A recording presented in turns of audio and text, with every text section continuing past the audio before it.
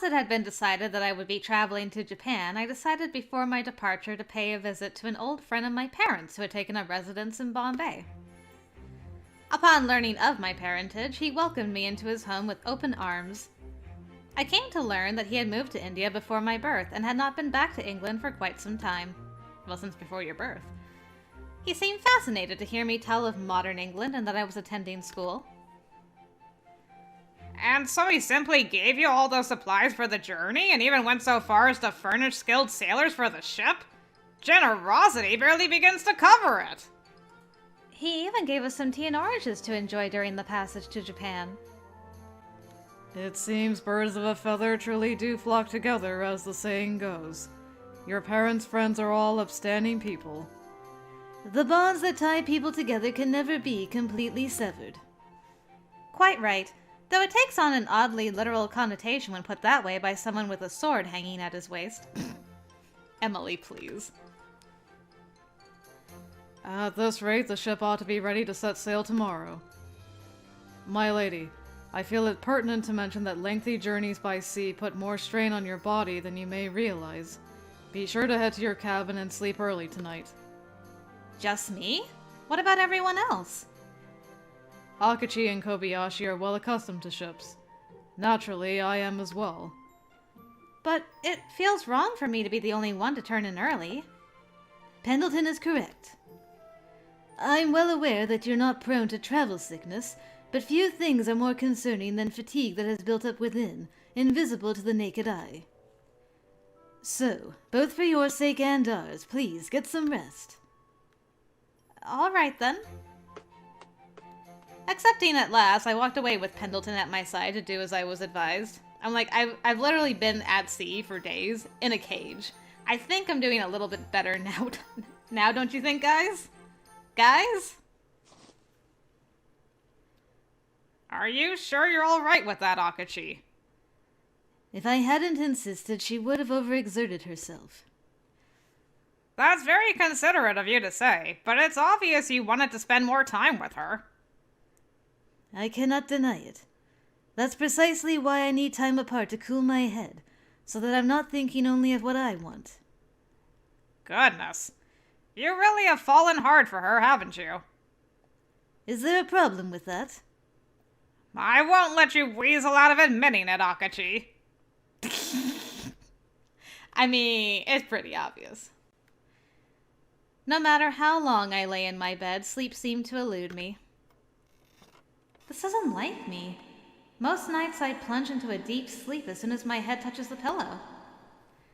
Lying there, my thoughts couldn't help but drift to the journey to Japan on which I was soon to embark, and to Akachi. Drat! Not only can I not sleep, I cannot even relax now! It had been Akachi who encouraged me to get to bed early. Yet, as those thoughts played out within my mind, I couldn't help but recall that his usually calm expression had an air of loneliness to it this night. Perhaps feeling the breeze on deck would help relax me and lull me to sleep. Man, the Hakuoki vibes in this are strong, especially Kyoto Winds. This is just like the ending of Kyoto Winds, man. Quietly, I stepped out of my cabin. It's strange how the moon and stars seem so much larger out here. It may be due to how bright they appear. I'm sure that if a shooting star would race its way across the sky, I would notice it right away. Once I had reached the deck, I slowly walked toward the bow of the ship, gazing up at the sky. But I stopped short at what I saw. If there were a shooting star, I wonder what wish I would make upon it. There stood Akachi, gazing out at the faraway stars alone. It was a captivating sight. His silvery hair, illuminated in the light of the moon, swayed gently in the sea breeze. His gaze, powerful and piercing when directed at others, was pointed out toward the night sky above and the dark waves below. What was he thinking, I wondered? What sights and memories were playing before his own eyes? Is he thinking about Japan? Though my first impulse was to call out to him, I found myself hesitating. But as fortune would have it, he turned to see me there. Emily, I thought you had already gone to sleep. I could only assume he had somehow sensed my presence, for I had been quiet as a mouse. I tried, but I just couldn't relax. It's strange. Usually I fall asleep almost instantly. You sound like a child the night before a school trip. You strike me as the type who got so worked up you were unable to sleep, then ended up too exhausted on the day itself to really enjoy it. I was not. For your information, I was able to coast effortlessly through the big day on excitement alone. That's not the answer I was expecting, but it's very like you, I must confess. Still, the sea breeze at this time of year brings in colder air from the ocean, so I recommend that you return to your room. But what about you? This temperature is just right for me, so I'll be fine. Can I at least stay out and keep you company for a while longer, then? I suppose. Just make sure you don't let the cold settle on you. All right. I sidled up next to him, the light breeze rustling my hair. Unlike the night sky, brightened by the pale light of the moon and spangled with starlight, the sea was an unending sheet of darkness as far as the eye could see, an abyss one might be drawn into simply by gazing into it. So, what are you doing out here? I wish to do some thinking. About your home? Yes. He stood silently for a moment, as though considering what to say next.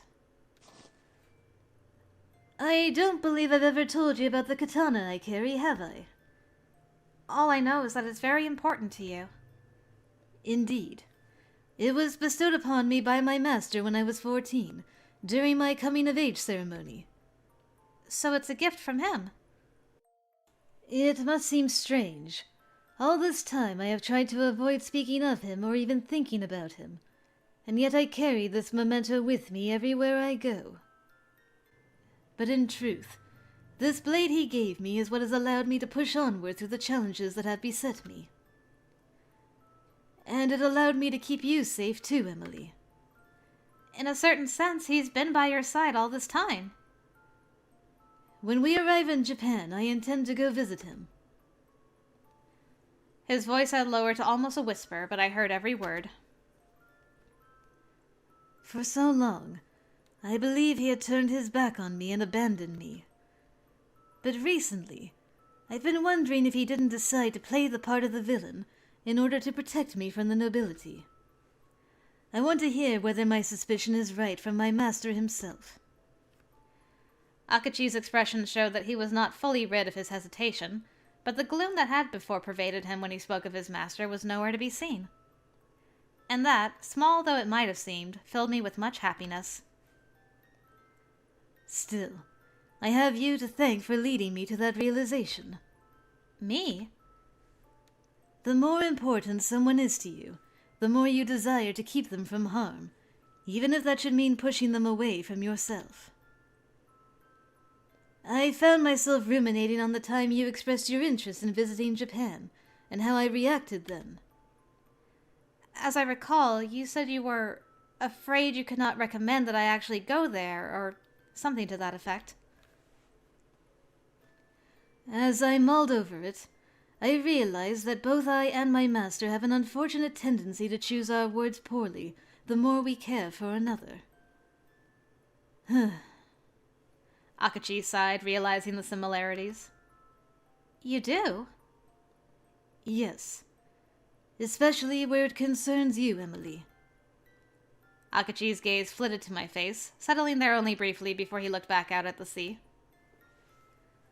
I didn't want you to see me in some vulnerable moment, or regard me with pity, so I did my best to keep you at arm's length and distance myself from you. It was exactly that I was hoping to accomplish when I knocked your hand away that day in the school courtyard, too. Afterward, I constantly regretted what I'd done. If only I had simply apologized to you right then and there, you would have had nothing to feel uneasy about. Yet seeing you there, with Holmes standing there beside you, all I could do was beat a hasty exit. A man's jealousy is an unsightly and fragile thing. Oh my goodness. Akachi gave me a weak smile. He looked so regretful, so sad that I couldn't help but contradict him. I don't think that's true at all. I was happy to discover that there was more to you than simply being strong and strict. It made me glad to find that you have a kind heart, even as you struggle with how to show it, and that you put forth considerable effort to keep anyone from finding that out. But it's because you are who you are that I want to be with you. You really are a kind-hearted young woman. I wish I could believe so. If I truly were kind, I wouldn't have caused you as much trouble as I have. And all because I don't want you to walk out of my life. Because I want to be by your side. Even so, I know that no matter how I try, I'll never be able to fit the Japanese ideal of what the ideal woman should be, with long black hair and everything. I trailed off, not knowing where to go from there, and Akachi looked at me with great puzzlement. Huh? Where does having black hair enter into this? But because that's your type. I am afraid you're correct, in that it would be impossible for you to transform yourself into the type of woman you're describing. I knew full well that he was correct, but the truth of it added all the more to the sting I felt. Give him a second. You don't have to say it. I'm not especially reserved or quiet. I can't sit in that uncomfortable-looking pose, and... No, you misunderstand me. I mean to say that I have no desire for you to become like that. What? I like you perfectly well as you are, and I wish you to remain that way. As he spoke, he took my hand in his. Nobody breathe. Nobody make a sound. Nobody come out right now. This is happening. Just let it happen this time. Third time's the charm. Come on. Come on.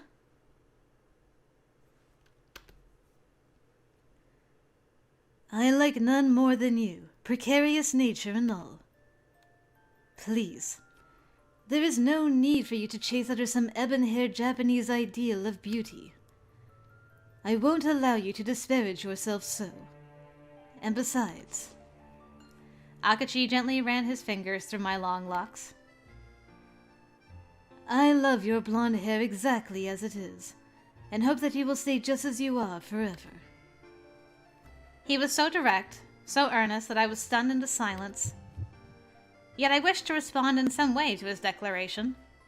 Though nervousness beset me, I could not help but convey my feelings to him. Rationally, I knew I had little reason to worry. After all, Akachi was bound to accept what I said. After all, he was... You're... just like the sea. Mysterious. Wow, such stars. What exactly do you mean by that? The sea is an existence with many faces. Sometimes the waves are rough and turbulent, but at other times calm and peaceful. But no matter what face it shows, it never ceases to be the sea. The sound of the gentle rise and fall of the surf envelops me with tranquility, exactly as I am. I love that about the sea. And I love you, Akachi. My heartbeat seemed to thunder in my chest as my cheeks flushed with warmth. However, I had managed to confess to him my feelings, and was convinced that, in his kindness, he would accept my words. Were I to respond in the same vein, I would liken you to the moon. Even amidst pervasive darkness, you cast your light, showing me the way. It is that light I see when I look at your beautiful hair. A strangely fitting metaphor it is, too, for it is the moon that determines the rising and falling of the tides. That's why this episode's called what it is. Oh my goodness, that is so beautiful. And just so, I have been pushed away and pulled in again and again, ever turbulent, by my thoughts of you. That's a bit much. While I understood the basis for his thoughts, I couldn't help but feel overwhelmed from being compared to something with the allure and mystique of the moon. There is a certain tanka from my homeland that sprang to mind just now. A tanka? That was a type of Japanese poem, wasn't it? Only on the day that the moon shining in the distant heavens is no more, shall my love for thee fade. It's from a collection of poems known as the Manyoshu, compiled over 1,000 years ago. When the moon shining in the distant heavens is no more? To explicate, although the moon's phases change from day to day, and although it may go unseen in the light of day, it will never truly disappear from the sky. So as the moon is ever changing but eternally endures, so too shall my feelings for you. In other words... In other words? Akachi's hands rested on my cheeks, fingers slightly chilled to the touch from standing out on the deck. Yes, the warmth in my cheeks was so great I scarcely noticed. You are more dear to me than anyone. It is you who brings light to my world. And as my moon, I will never let that brilliant light be extinguished. I will guard you with my very life. So I ask you, please place your trust in me. Take it not as some misguided, fatalistic desire, but simply as a statement of my dedication and determination. With a shy smile on his face, he pulled me closer to him. Woohoo! Yes! Yes, it finally happened! And there was poetry! Oh, this is everything I ever wanted from this. Then he kissed me. I accepted his affection as a feeling of serenity washed over me. My heart, on the other hand, showed no signs of slowing its rapid pulse. I couldn't help but wonder if Akachi felt it as well. And yet, with his hands on my cheeks and his lips pressed to mine, I felt as though he had embraced everything about me, that there was no shame or embarrassment between us. I wanted to give something back to him, the man who had given such happiness to me. I want to be by Akachi's side. I wish to spend more time in his company, to touch him more, to feel his warmth forever. But that is no wish to entrust to the stars.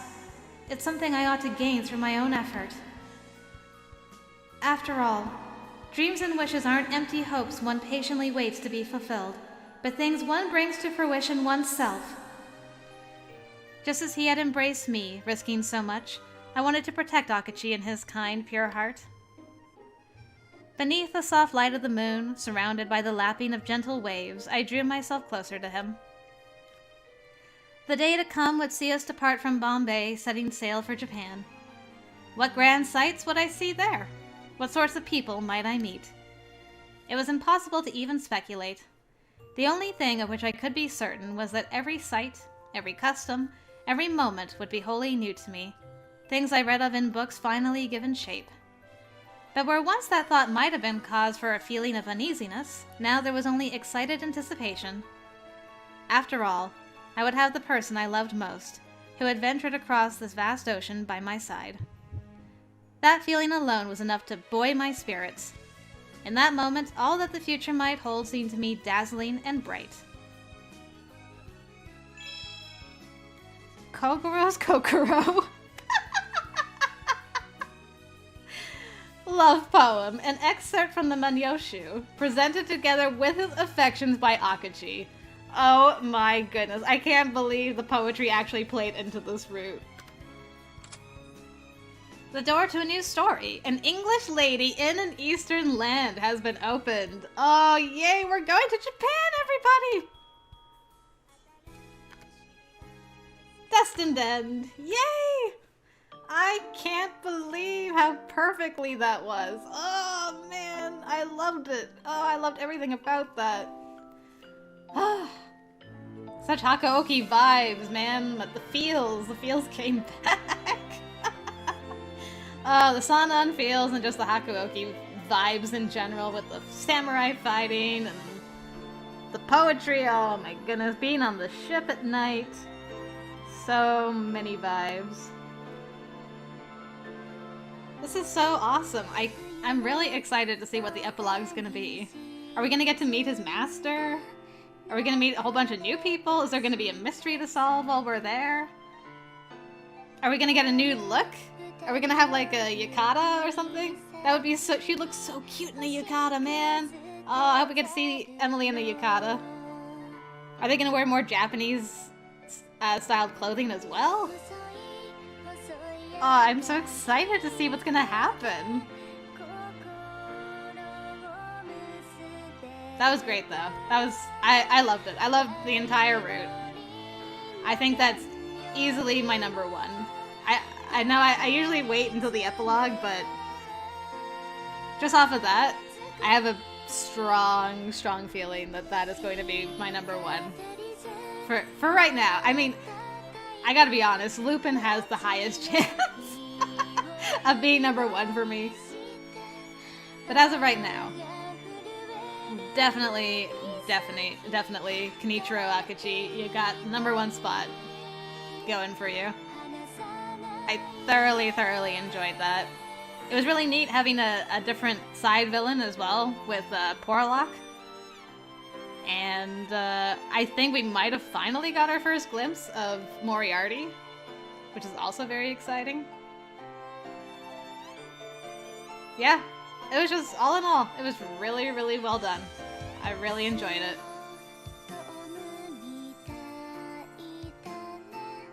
I also think they did a good job of adding... It felt like there was more content to Akachi's actual route proper. I don't know if that's just because I didn't have as much common route to go through this time around, but Watson's and Holmes's routes did feel shorter in comparison. But you spend so much time with them in the common route to begin with anyway, maybe that's why. And I'm not sure if it just feels shorter / longer, or if it actually is. Just because of how much time you spend with the characters beforehand, leading up to their routes. It'll be interesting. I'll have to see with Lupin and Jack as well. Because you spend more time with them than you do with Akachi in the common route, but less time than you do with Herlock and Watson. So yeah, it'll be interesting to see. We will find out one of these days. But yeah, that was so cool. And I'm thrilled that my prediction was right. They were going to Japan, so that'll be so neat. I wish Pendleton wasn't coming with us, but other than that, everything's perfect. I mean, I guess he kinda has to be coming with us, but... Oh, Pendleton. I have such complicated feelings with you. I think overall, I'm glad that you're on my side? Question mark? But what an enigma of a butler, I tell ya. And how the heck did he find a spot to hide so well on that ship that nobody could find him? Oh yeah, I just totally predicted, you know, the route the ship would take and went over land to get here right at this moment. Isn't that a coinky-dink? Get out of here. Get out of here, Pendleton. You're speaking nonsense, man. Oh. It's crazy. Alright, I think we're getting to the end here.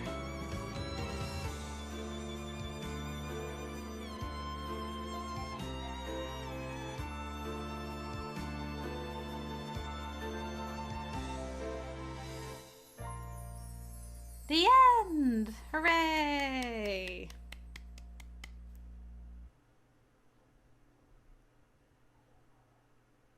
Okay, so let's go just take a quick gander over here in the epilogues. There he is! Oh boy, there's like stuff going on. There we go. An English lady in an eastern land. Very, very nice. Alright. Well, that'll be next time, though, because for now, we're done. Thank you guys very much for joining me on this. I hope you also enjoyed Akachi's route. And yeah, let's see how spicy his epilogue ends up being. We had a big shocker with Herlock. We also had some spiciness with Watson, too, actually. I just remembered in the park, so who knows what we're gonna find in Japan with our Eastern boy. But anyway, I hope I'll see you over there for that, guys. Thanks again for joining me, and until next time, I will see you later.